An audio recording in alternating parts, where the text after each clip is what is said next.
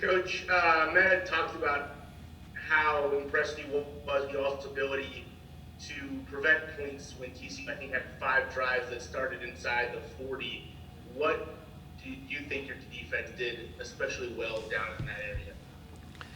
Well, I mean, I thought they showed resiliency. I mean, you held them to 13 points, five possessions inside the 40-yard line. The thing after the West Virginia game, the Oklahoma game, we challenged our defense in 2 areas: sudden change and red zone. That's what I love about these kids, man. I mean, they're improving. I don't care who you're playing. You start 5 times in the 40, inside the 40. Again, if you look at the numbers, most people on the national average score 50%, not just 50%, 50% touchdowns. So I think that just speaks to our kids' resiliency and mental toughness, and also their ability and their desire to want to improve and become a better defense. Baylor, same quarterback, but a lot of differences in terms of some of their weapons, and then obviously new coaching staff. Do they kind of look the same as what they were last year, or are there some I think it's really they're different just because it's a different system, but obviously you have the same people running it, and it begins with Brewer at quarterback. Obviously, we have great respect for him as a player. But I think you see remnants of some things that they did well last year. But obviously, anytime you have a system change and new people doing it, you're going to definitely have differences in the way it looks. Then one of those weapons, Tristan Abner, not a whole lot of rushing yards, but he actually has more receiving yards than he does rushing yards as a run back. You've seen a guy like that use fun this year. What makes someone like that so hard to defend? Well, I mean, just versatility. I mean, he's a good running back, and obviously has good hands, and somebody that Brewer has faith in and trust in, being able to get him the ball out of the backfield. I think he's like their third leading receiver. And he made a big play against Iowa State the other night. So he's somebody that obviously it just makes another dimension of you can't just load the box up when you got a guy like that in there at running back that has the versatility to also be, and they'll flex him out, and they'll put him outside and throw him the ball as well on tunnel screens out of empty, and he's a good versatile player. Go to Billy Watson. Hey, Coach. On your D line, how difficult has it been rotating in those guys at those starting spots, but not your usual starters? And what have you liked out of those guys? Like Tyreek Wilson, obviously wasn't the starter, and how he's getting more minutes with usual starters being gone. A lot of it had to do with who's available. I mean, we had going into that game with a unique week surrounding the circumstances last week. I mean, you had 7 guys who played against Texas that were in the starting lineup or in the rotation against Texas, weren't even suited up or expected to play. So we had to get a little bit creative, and I thought our kids did a really nice job of adapting and with the exception of a play or two, absolutely played the best game that we've played since I've been here. I mean, when you look at 7 3-and-out, we forced 7 3-and-outs. 60% in the red zone. We forced field goals, held them 13 points, 5 possessions inside the 40-yard line, 4.7 yards of play. I mean, and that's with an 81-yard run. So, I mean, it's hats off to our kids and our players. They deserve the credit. They played with extremely great effort. It is a challenge when you take a kid who's a perimeter type, a defensive end type body, and he's got to go in there and play a 3. He's got to play a G at 6'6". That's a challenge, and he never batted an eye. He knew that that's what we had to do with where we were from a personnel depth standpoint. And you got Eli out, you had Tony out, you had Nick out. I mean, obviously there's only so many people that we felt like. So we went with the 4 linebacker system, and obviously it benefited us, and our kids just really stepped up and played hard. Go back to Eric Kelly. When you talk about Charlie Brewer in terms of the way he plays, it seems like he doesn't run for a ton of yards, but he has a lot of rushing touchdowns. So is he, especially last year, is he a guy where, at a certain part of the field, you say, okay, when he's here, he's going to maybe attack you more just passing game, but once you get inside this area, watch for him to run? Yeah, I think most offenses are wired pretty much the same. The closer the ball gets to the end zone, inside the red zone, the low red zone, I think you see a lot more quarterbacks being willing to pull the ball in zone reads, power reads, counter reads, things like that, maybe than they do out in the field as much. Quarterback draw, down inside that part of the field. And I think a lot of them, guys who consider themselves throwers, they're going to try to extend the play and look to pass the ball instead of run it, which was just the opposite of what we just played against. I mean, we knew that if people are covered, he's going to pull the ball down and run it. So, you're exactly right. I think it has to do a lot to do with field position, where the ball's located on the field vertically, and then, and then who's the quarterback. So I think they're all a little bit different in a lot of similar ways, but seems pretty typical. Quarterbacks have a tendency to run the ball a little bit closer to the red zone. And then this may seem like a dumb question, but this is a team that doesn't really have a ton of rushing yards already. Then they lose their top rusher for the year. How do you attack it as, hey, this isn't a team that really runs the ball, but then maybe they might change it up, or how do you go for a team on paper seems one? Yeah, I always build everything from the front end backwards. I mean, I really do. I try to build everything to stop the run and make sure that there's nothing more miserable than not being able to stop somebody from running the ball, And there's been times this season where we've been creative in trying to force people to run the ball. We want you to run the football, and then we consider that a positive. And so. I think I don't really typically change much. They got quality players. They're going to plug somebody else in there. I mean, they got the 2 returning starters from a year ago still on the roster, so with Lovett and Ebner. So, I mean, those guys are more than capable. I mean, they won a few football games with those guys last year, so we're not going to change anything. We're going to try to, get up there and stop the run and not allow people to come, more than, can't let them be multiple, and we're going to try to stop that and take it away from them for sure. I believe I saw Joe Yeager's hand go up, so we'll go to him real quick. Coach, what was your assessment of Adam Beck's play against TCU? Yeah. I thought he played well. I mean, I guarantee it. He'd like to have that one play back. That could have been a game changer right there. But Adam played well. Not surprising. I mean, to me, really, he's finally gotten himself to a point to where I felt like that. He was locked in this week and had a really good week of preparation. But yeah, he played well. Just a couple of things within the game, but. Overall, I was very pleased. He played well against those guys last year, and so I thought he played well. I thought he played real well. Go to Don.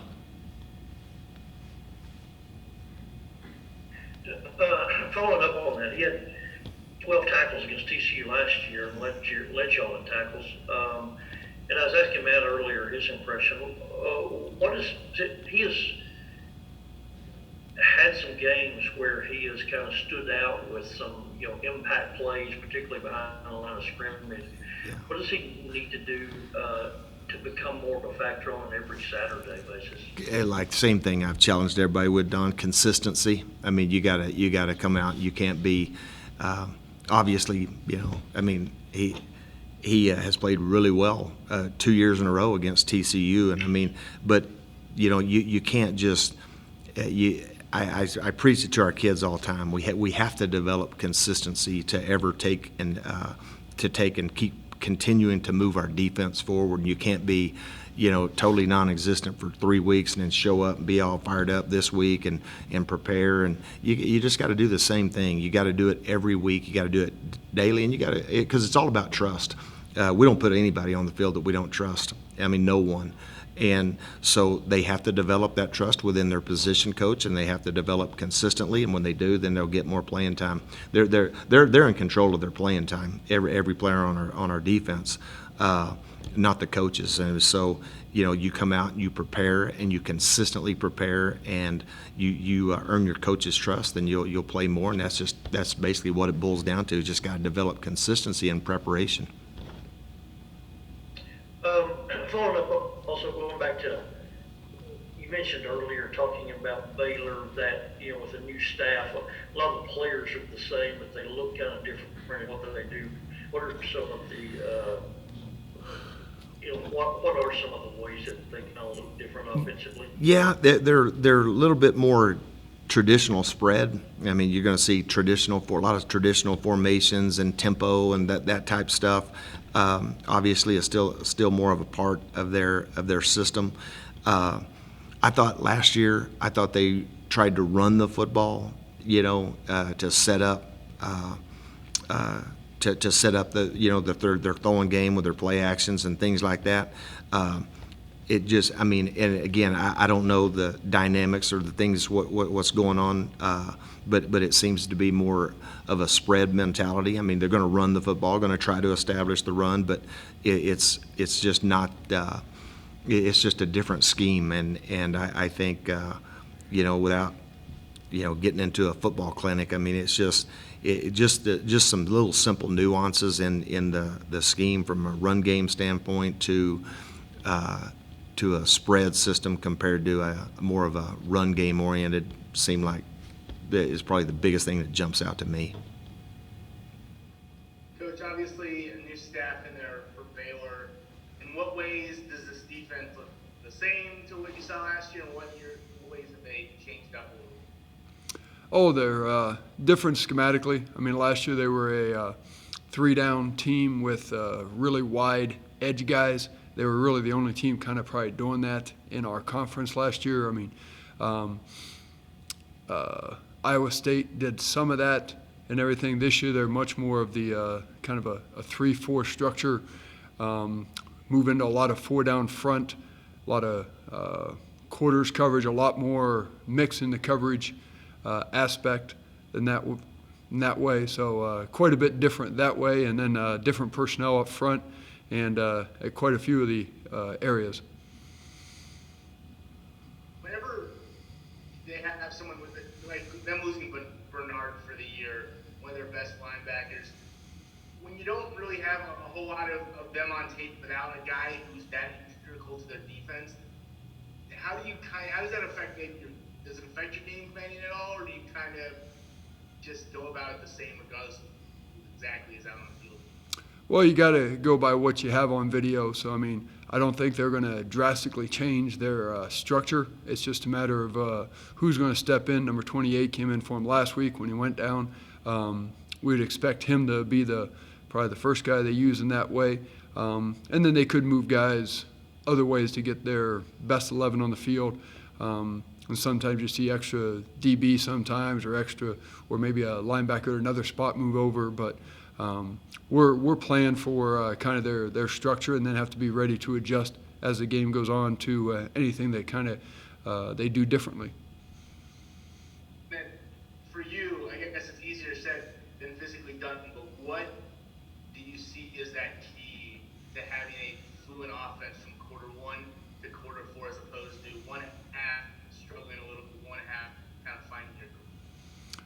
Well, you got to execute, and that way, and we got to continue to work on the things that we're good at and try to put ourselves in those positions as much as possible, and then we got to continue to improve at the things that to attack a defense. I mean, each week there's a little different way to try to create explosive plays and that. So you got to continue that, and then we got to continue to improve at our individual spots in that way. But I mean, I think we're a better offense than what we're putting on video on a consistent basis. I think we're capable of being that explosive, really execution-based offense for a much longer period of time than what we're getting right now. So we have to clean that stuff up and make more plays, but put our kids in a position to be successful, and that's a challenge for us. And Baylor's really done a nice job this year on defense, especially holding down people in the explosive category. I mean, watching their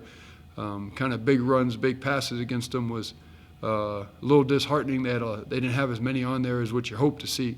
So we got to find ways to kind of create those and give ourselves a chance to score quickly and to attack what they're doing. We'll go to Don.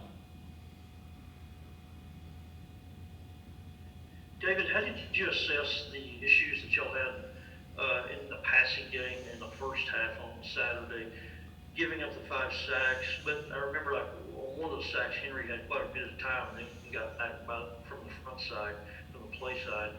How'd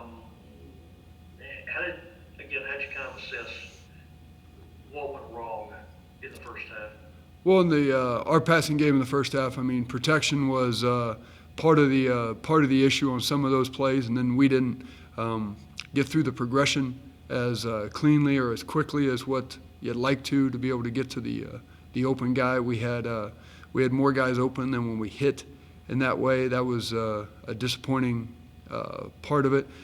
He was able to scramble a couple times and get positive yards, but most of those cases we had the ability. We had someone we could have got the ball to right there, and then and protection broke down a few times. He was able to kind of get himself out of harm's way a couple times with protection, but we really just kind of were kind of broken record, kind of over and over again. We kind of kept doing the same things, either protection or us not getting through the progression well enough and being able to get the ball to the guys out in space the way we wanted to. And give TCU credit. I mean, they did a nice job up front creating some of those issues in our protections with some of the twisting they did and but we got to be able to handle that. And we have, for the most part this year, handled that at a much higher rate than it kind of got us. And it got us early, and I think it got us a little bit off our timing and everything. Everything kind of sped up, and then we weren't kind of going through the progressions or going to see it, and kind of got our kind of jittery back there in the backside there. But no, we got to be better throwing the football. We got to be better in protection, and we got to be better at executing that part of our offense. And I guess, did y'all simply execute better in the second half? You had no sacks in the second half, and Henry hit the 60 and 57-yard passes, and Eric let the deep ball go right through his hands, so it would have been another big gain. Did y'all simply execute better in the second half, or did you make some adjustments that facilitated that? We were able to get into we were a little bit more drop back at the beginning of the game, and that caused us a little bit more. Some of those, couple of those explosive plays or chances for the explosive plays were a little bit different in the protection. We kind of used our gap scheme protection one time, and then we kept the tight end in for one of them to get a shot down the field. So trying to kind of adjustments at halftime, what we needed to do to try to create some of those downfield throws, and guys did a better job of that in the second half. And then our protection was better in the second half. I mean, even in our drop back stuff, which we got into more, especially in the fourth quarter when at the time it was a 17-point game, we were kind of in the throw it mode. We did a better job of protecting. It wasn't perfect, but it was better, and it gave him a chance to kind of get through some things, get the ball thrown better. And then we were able to get more of our run game kind of working there kind of at the end of the first half, at end of that second quarter, and the beginning of the third quarter, and then we kind of went backwards again kind of in the middle of the third quarter where we went 3 and out 3 times in a row. So, no, we were way too spotty to be a real efficient offense that way. But a few adjustments at halftime and trying to just give Henry a chance to have a time to set his feet and get some downfield throws. And then, Polk made a great adjustment to a ball and a catch, and so did Easy on the one. And then Easy had the one he didn't come up with. But, we'll keep taking shots to him. He makes more of those than he doesn't. So we got to continue to try to show that off and get the ball to him in space. Go to Eric Kelly. obviously the screen game a big part of your offense. When it's not yielding the yards per play that maybe you want it to, is it something where on that day you say, okay, it's just not working for us, maybe we need to go away from it, or is it such an integral part of opening other things up that you something you just gotta stick with, depending, even if it's not getting the gainage that you want? Well, there's two sides. There's the kind of our called screen game, which we did not do a very good job the other day with. Two different times we tried to throw the kind of the receiver screen where we get the lineman out for him in that case, and one was a -2, the other one was a no gain. Then we threw the tailback screen on a third down and had an opportunity there, and we just didn't execute it well enough out in space and ended up getting nothing on that one also. So those, that way. And then the other, our screen game kind of off the run, kind of our RPO screen stuff. We were kind of trying to attack these guys in a different way. TCU, we were trying to a little bit more vertical, similar to what we had tried to do against Oklahoma. We did not do it as well. They did a better job of kind of getting in those throwing lanes, had a couple balls that got tipped, and a couple times we kind of had to hold it a little longer than we wanted to, which gave the defense a time to kind of break on it and that. So they did a good job kind of eliminating that or taking that part away, where I think we were 6 of 11 when we pulled it and threw it in our RPO/screen stuff off the runs that way, which you want to be a lot higher and a lot more efficient with that, because it's thrown when it's there. It's not just thrown at just because we called it type thing. So that was disappointing that way. But we need that. We like that part. But if they're taking that away, what it does normally, and it opens up run lanes and opens up better kind of boxes to run into as far as the looks. And we had some of those, and a few times we were able to take advantage of it, but not enough. Go to Ronald Clark. I was talking to Xavier a little bit earlier about just the rotation at running back. Obviously, you guys have went through a lot of injuries and things like that, but it seems like just about every game there's been a different high man for you guys. What goes into the preparation each week when obviously the running backs don't know exactly when their name will be called? Do you guys sort of just rep them as everyone will basically be a starter? Well, so Roderick is our kind of our lead guy and that, and then when Xavier White's been available, he's kind of been the number 2 guy for most all of the games that way, and they take a majority of the 1 and 2 reps or the 1 reps during the week, and then Chad getting back into it, and then Taj has been kind of the steady guy that's been there every week. We kind of weren't able to get kind of him in the game last week and get him going, but he's been real steady. But then Coach Smith does a great job of kind of, as the game goes on, who's hot. Also, when you do have guys get dinged up, which we've had a couple weeks of that, didn't have that last week, which was positive. So we got everybody healthy this week. And then, during the week, they kind of know where they're at and what's the thing. We normally try to have a series or 2 that we're trying to get Chad in. And that way we got him in 1 series last week. It didn't go as well. We went 3 and out, which we did that too many times in the game anyway. But he had 1 series there, and then Xavier kind of got things and making plays and being dynamic. So he kind of got the majority of the reps as we kind of continued on, especially there in the second half. Go back to Don to finish. David, I've noticed the last couple of weeks in pregame warm-ups, Larry Moore, your young offensive tackle, we talked a lot about Caleb Rogers all this season, but what is number 75 showing you? How has he kind of progressed this fall? He's made a lot of strides, especially over the last 3 weeks. He's been he's been up with the travel group and up with our top 10 for the last 3 weeks, and so he's getting a daily dose of the game plan, getting coached play in and play out by Coach Farmer, not going down on the scout on the show team on the other side. So, and what he does is, you see his athleticism, you see his suddenness and his quickness and all those. He still has room to grow and get bigger. I mean, he's not to the size that what he will be in an off season with Coach Scholes and a spring with Coach Scholes and Farmer and through the summer. I really look forward to what we got kind of when we get into fall camp next year. But he's done a tremendous job of kind of picking it up, and we bounce him around a lot. He'll play guard, he'll play right tackle, play left tackle. We move him around, and it's really improving his knowledge of our offense, but also knowledge of the game of football and that. And you can he's getting better every day, which in the long run, that's going to be a real positive for him and for us as we move forward.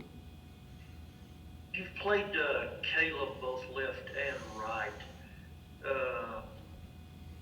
What is your sense for what his best side is, and what's your sense for what Larry Moore's best side is?